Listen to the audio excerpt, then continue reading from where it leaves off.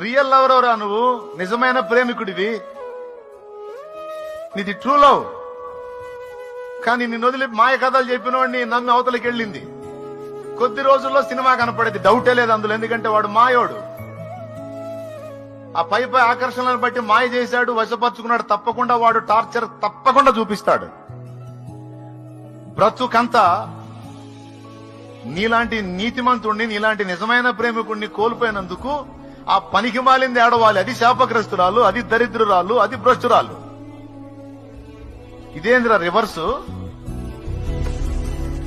ఏడవాల్సింది ఏడవకుండా ఏడవకూడనోడి నువ్వు ఏడుతున్నావేంది?